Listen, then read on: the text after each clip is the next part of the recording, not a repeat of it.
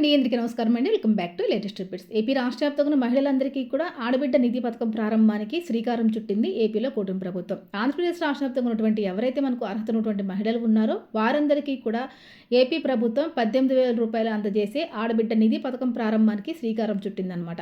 మరి ఈ యొక్క పథకాన్ని గతంలో చాలాసార్లు కూడా ప్రారంభిస్తామని చెప్పినప్పటికీ పలుమార్లు ఈ పథకాన్ని వాయిదా వేశారండి. మరి ఎట్టి పరిస్థితుల్లో కూడా ఈ ఫిబ్రవరి నెలలో మహిళల ఖాతాల్లోకి డబ్బులు వేయాలని చెప్పేసి అన్ని రకాల ఏర్పాట్లు కూడా పూర్తి చేయడం జరుగుతుందన్నమాట. ఈ పథకం ప్రారంభించేందుకు గతంలో ప్రభుత్వం ఎన్నోసార్లు చూసిందండి. కానీ వాయిదా వేయడం అయితే జరిగింది. ఫిబ్రవరి నెలలో మనకు అసెంబ్లీ సమావేశాలు కూడా జరగబోతున్నాయి. బడ్జెట్ కూడా ఉందన్నమాట. ఈ బడ్జెట్ సమావేశాల్లో అలాగే అసెంబ్లీ సమావేశాల్లో ఆడబిడ్డ నిధి 18,000 రూపాయల పథకానికి సంబంధించి నిధులు కేటాయించి ఈ పథకం ద్వారా రాష్ట్ర వ్యాప్తంగా ఉన్నటువంటి ప్రతి మహిళ యొక్క బ్యాంకు ఖాతాలో సంవత్సరానికి 18,000 రూపాయలు చొప్పున ఇవ్వాలని చెప్పేసి మన కూటమి ప్రభుత్వం నిర్ణయం తీసుకుందండి. ఇప్పటికే చంద్రబాబు నాయుడు గారు ఈ విషయంపై నిర్ణయం తీసుకోవడం కూడా జరిగిందనమాట. మరి 18,000 రూపాయల పథకానికి ఇప్పుడు మళ్ళీ కూడా కొన్ని మార్పు చేర్పులు అయితే చేయడం అయితే జరిగిందనమాట. కేవలం ఈ పథకం మహిళలకు మాత్రమే, ఇలాంటి మహిళలకు మాత్రమే అర్హత ఉందని, ఇలాంటి వారికి మాత్రమే పథకం ద్వారా 18,000 రూపాయలు ఖాతాలో వేసే అవకాశం ఉందని చెప్పేసి ఒక ప్రకటన కూడా రావడం జరిగింది. ఈ పథకం ద్వారా లబ్ధి పొందాలంటే మహిళలు కొన్ని రకాల అప్డేట్స్ అనేవి చేసుకోవాలి.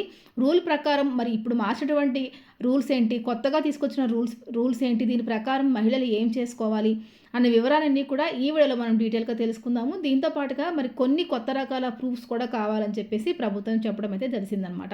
మరి ఎవరికి డబ్బులు వస్తాయి పథకం ద్వారా, ఎవరికి డబ్బులు రావు, అర్హతలు ఏంటి, విధి విధానాలు ఏంటి, ప్రభుత్వం ఏం చేయబోతోంది, ప్రభుత్వం మరి తాజాగా తీసుకొచ్చిన కొత్త అప్డేట్స్ ఏంటన్న పూర్తి విషయాల్ని ఈరోజు వీడియోలో కంప్లీట్గా తెలుసుకుందాము. వీడియోని ఎక్కడ స్కిప్ చేయకుండా ఫస్ట్ నుంచి చివరి వరకు చూడడానికి ట్రై చేయండి. ఎవరు కూడా వీడియోని లైక్ చేయట్లేదు. మీరు వీడియోని లైక్ చేస్తేనే ఈ వీడియో చాలామంది దగ్గరికి రీచ్ అవుతుందండి. తద్వారా నేను మీకు మంచి మంచి వీడియోస్ అయినా తీసుకోవడానికి అయితే అవకాశం ఉంటుందన్నమాట. అదేవిధంగా ఈ వీడియోని ఆడబిడ్డ నిధి పథకం కోసం ఎదురు చూస్తున్న మీ బంధువులకి అలాగే స్నేహితులకి అందరికీ కూడా మీరు ఈ వీడియోని షేర్ చేయండి. వాట్సాప్, ఫేస్బుక్ ద్వారా కూడా మీరు షేర్ చేయొచ్చు అనమాట. మరి తప్పకుండా ఛానల్ సబ్స్క్రైబ్ చేసుకుని పక్కనున్న బెల్ ఐకాన్ని ఆన్లో ఉంచుకోండి.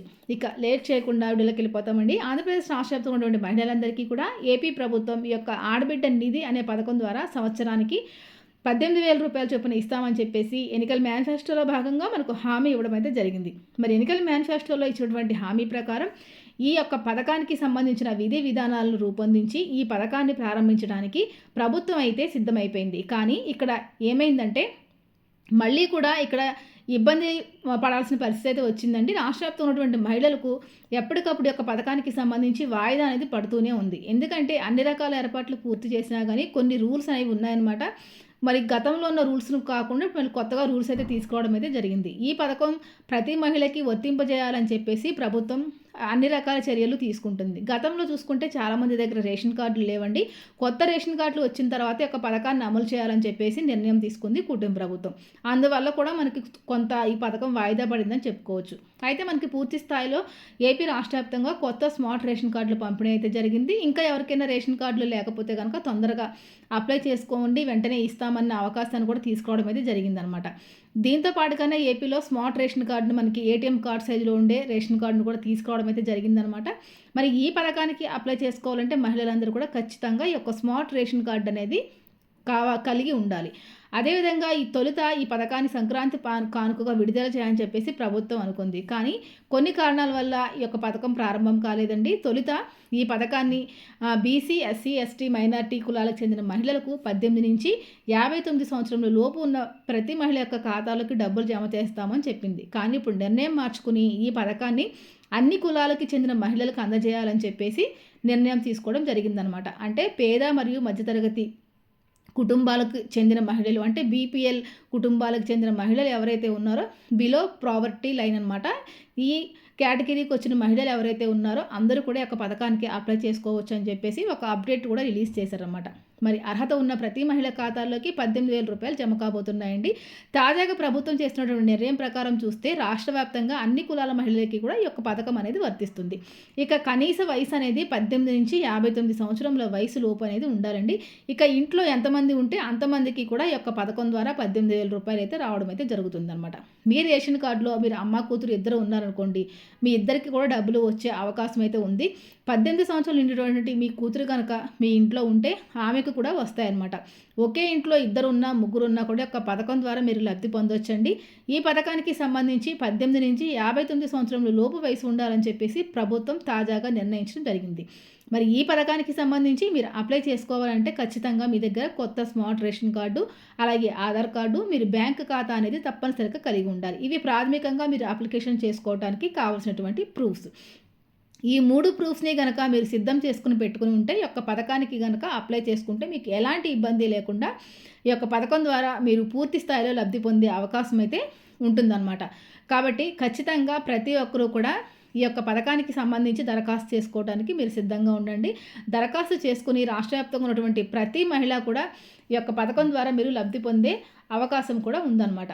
మరి యొక్క పథకానికి సంబంధించి అర్హతలు, విధి విధానాలు తీసుకుంటే మరి ప్రభుత్వం తీసుకొచ్చిన నిర్ణయం ప్రకారం ఇక్కడ మరికొన్ని అప్డేట్స్ అయితే యాడ్ చేయడం జరిగిందండి. రూల్ ప్రకారం రాష్ట్ర వ్యాప్తంగా అర్హత ఉన్నటువంటి ప్రతి మహిళకి కూడా అందించాలని చెప్పి నిర్ణయం తీసుకుంది ఏపీలో కూటమి ప్రభుత్వం. ఈ పథకానికి సంబంధించిన విధి విధానాలు అయితే ప్రభుత్వం రూపొందిస్తూ ఉందండి. అంటే ఈ ఫిబ్రవరిలో మనకు క్యాబినెట్ సమావేశాలు అయితే జరుగుతాయన్నమాట. బడ్జెట్ సమావేశాలు ఉన్నాయి. బడ్జెట్ సమావేశాల అనంతరం క్యాబినెట్ మీటింగ్ కూడా జరుగుతుంది. క్యాబినెట్ మీటింగ్లో పలు కీలక నిర్ణయాలు తీసుకుంటారండి. మరి అసెంబ్లీ సమావేశాలు ఉన్నాయి, అలాగే బడ్జెట్ కూడా ఉంది కాబట్టి ఈ బడ్జెట్లో ఆల్రెడీ మనకి నిధులు అయితే కేటాయించారు. ఈ నిధుల ద్వారా మరి మనుషుల ఖాతాల్లోకి డబ్బులు అనేవి రిలీజ్ చేయడానికి ఏపీలో కూటమి ప్రభుత్వం సిద్ధంగా ఉంది.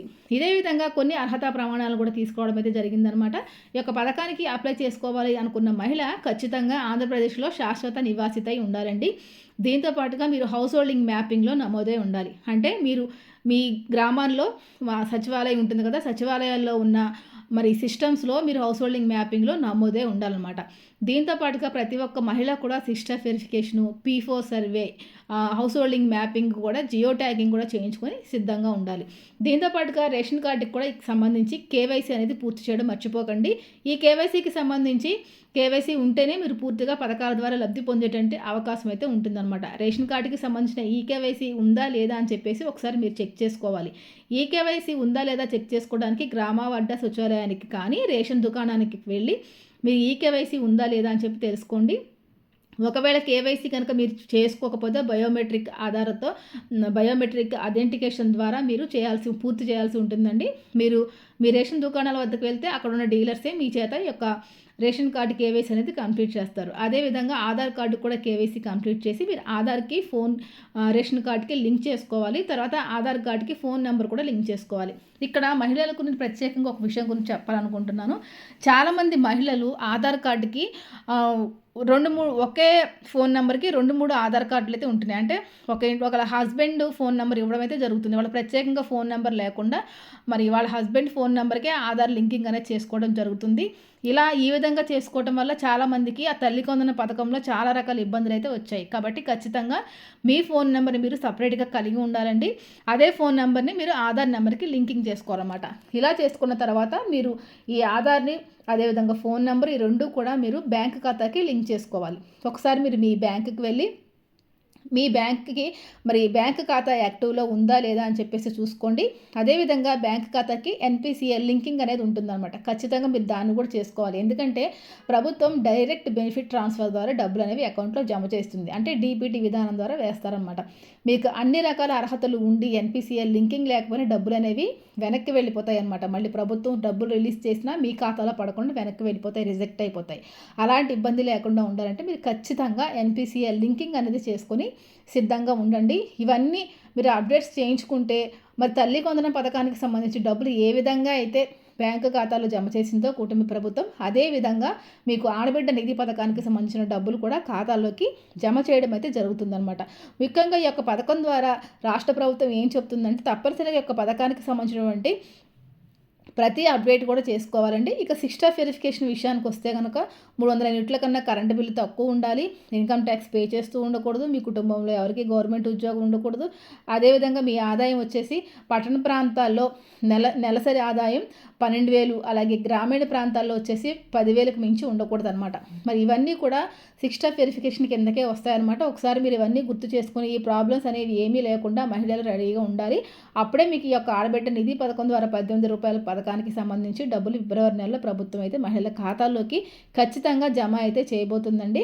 కాబట్టి రాష్ట్ర వ్యాప్తంగా ఉన్న ప్రతి మహిళ కూడా సిద్ధంగా ఉండి ఈ యొక్క ఆడబిడ్డ నిధి పథకానికి సంబంధించిన 18,000 రూపాయలు తీసుకోవడానికి రెడీగా ఉండండి. ఈ అప్డేట్స్ అన్నీ కూడా తెలుసుకుంటూ ఉండండి. ఎవరూ మిస్ అవ్వకోకుండా ఎప్పుడైతే మీరు అప్డేట్స్ అన్నీ తెలుసుకుని ఎప్పటికప్పుడు అలర్ట్గా ఉంటారో పూర్తి స్థాయిలో మీరు లబ్ధి పొందే అవకాశం అయితే ఉంటుందన్నమాట.